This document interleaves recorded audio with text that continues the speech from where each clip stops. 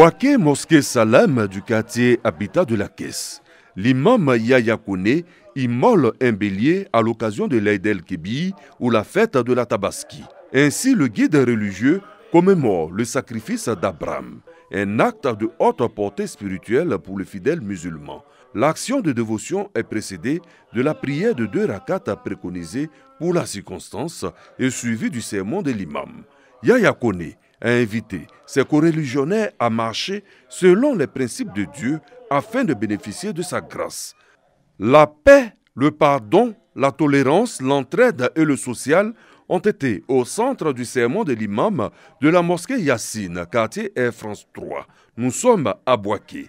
Ahmad Diabaté invite à l'occasion de la célébration de la fête de l'Aïd el-Kébir les fidèles musulmans à rester solidaires et de bons voisins entre eux pour garantir la paix et la cohésion sociale.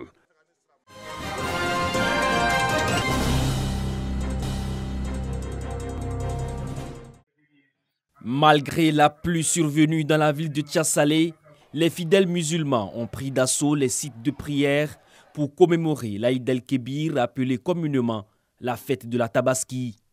Après la prière marquée par 2 rakats, l'imam Samba Keïta, dans son sermon, a instruit les fidèles sur les valeurs de solidarité et de la foi en Allah. À Ndoussi, en présence des autorités administratives de la ville, les fidèles musulmans ont également sacrifié le rituel de la prière de l'Aïd el-Kébir. Prière dirigée par Youssouf Diaby, imam de la grande mosquée. Fête qui rime avec réjouissance et de partage. Les autorités administratives et municipales ont tenu à visiter les familles pour apporter leur soutien. Je suis en train de sillonner les cours pour saluer les populations, pour partager le repas avec eux, puisque c'est aussi une fête du partage, pour que notre ville continue de progresser et que nos imams continuent à prier pour notre pays, à prier pour notre ville. La fête de la Tabaski symbolise également le sacrifice d'Abraham.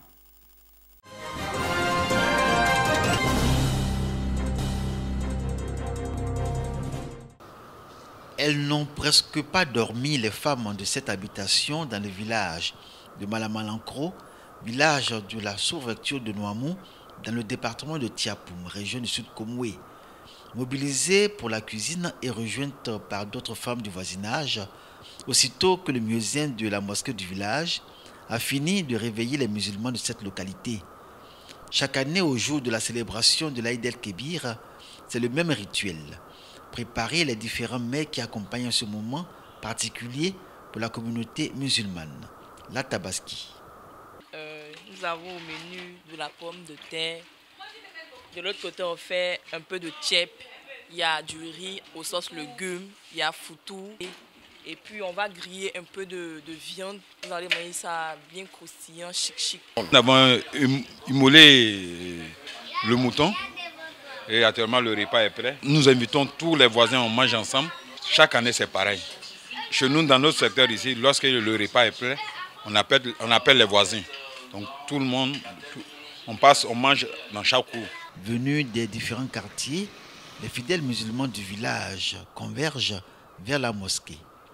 Rakat, lecture du Coran et sermon de l'imam constituent les étapes de cette prière de l'Aïd el-Kébir. Thème principal de cette année, la solidarité, la cohésion sociale et le vivre ensemble. Des valeurs que les fidèles musulmans sont invités à traduire en actes quotidiens.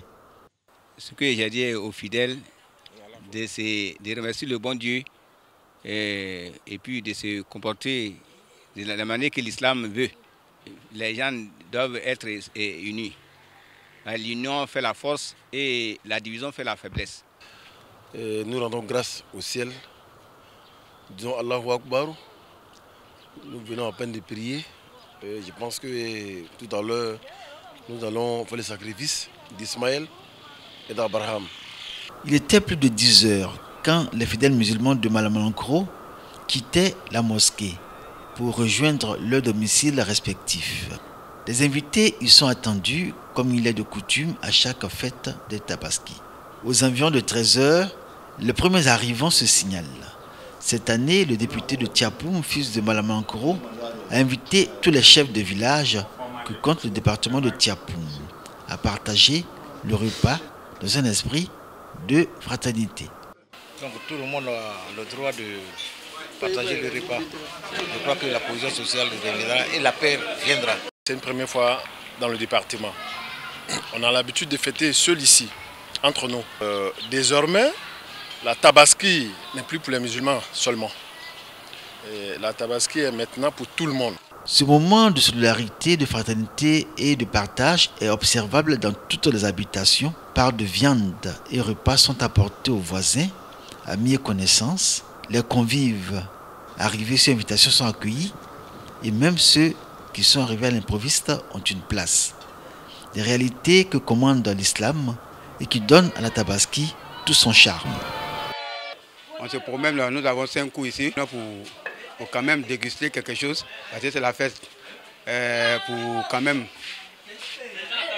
se mettre ensemble, pour qu'il y règne la cohésion, le vivre ensemble. Je pense que c'est un message que j'adresse à l'ensemble de la Côte d'Ivoire et c'est une fierté pour nous, nous qui sommes les relais du gouvernement dans nos départements, dans nos régions. Il faut que nous allions dans la réconciliation, il faut que les jeunes, les femmes, les hommes de ce village se rassemblent. La tabaski, ou fête du sacrifice à Malamankro, traite d'union entre toutes les communautés de ce village cosmopolite, où enfants et adultes, hommes et femmes, ont vécu intensément les 2 moments qui lui sont associés. Le sambé-sambé avec les enfants bien habillés arpentant les rues, souhaitant aux passants une bonne fête, moyennant quelques pièces d'argent. Les scènes de joie et de divertissement, 2 moments qui rappellent que l'Aïd el-Kébir marque le début d'une année nouvelle en islam.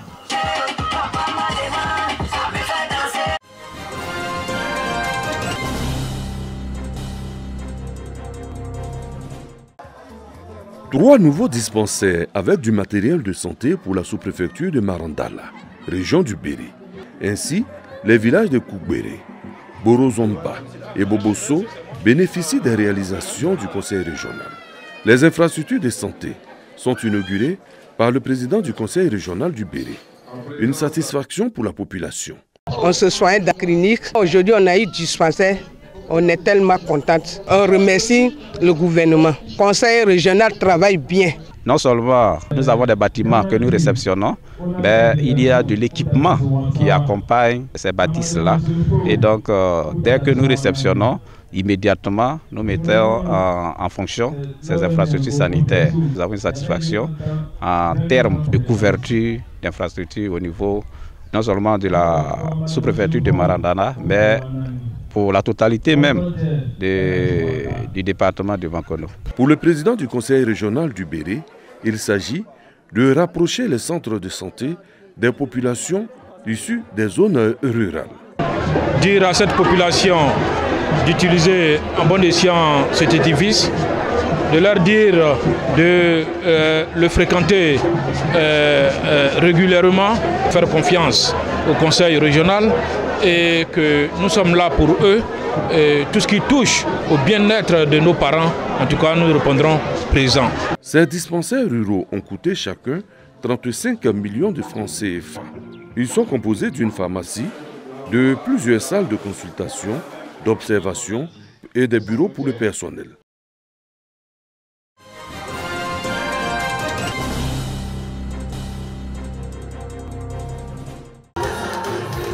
Plus de 30 000 chrétiens catholiques dans l'effervescence sur l'esplanade de la cathédrale Saint-Esprit de Mokéville à Grand-Bassam. Prêtres, religieux, catéchistes et autres laïcs célèbrent les 40 ans du diocèse de Grand-Bassam. Ces soldats de la foi, issus des 59 paroisses et des 3 quasi-paroisses de cet évêché, ont rendu grâce à Dieu pour ces années d'évangélisation. Un hommage rendu au pionnier Monseigneur Joseph Adon Akichi, Paul Dakouri Tablé et des prières pour la paix ont marqué la cérémonie. La terre où nous vivons peut être une terre sainte et Dieu va faire encore des miracles pour son peuple qui est en Côte d'Ivoire. Les actions de paix du diocèse et le projet d'achèvement de la cathédrale suscitent les personnes de bonne volonté dont les élus locaux et les autorités gouvernementales. Aujourd'hui, avec Monseigneur Awa, le diocèse avance face à un grand défi. Le défi de construire la cathédrale du Saint-Esprit et le défi de continuer à être témoin du Christ ici. Le Premier ministre Patrick Hachi et l'ensemble du gouvernement a voulu marquer non seulement notre proximité, mais notre solidarité. Créé le 8 juin 1982, sur proposition de feu Bernard Cardinal Yago, le diocèse est subdivisé en 6 secteurs pastoraux: Koumassi, Port-Boué, Grand-Bassam, Beaunois, Aboisseau et Maféré. 150 prêtres animent les paroisses.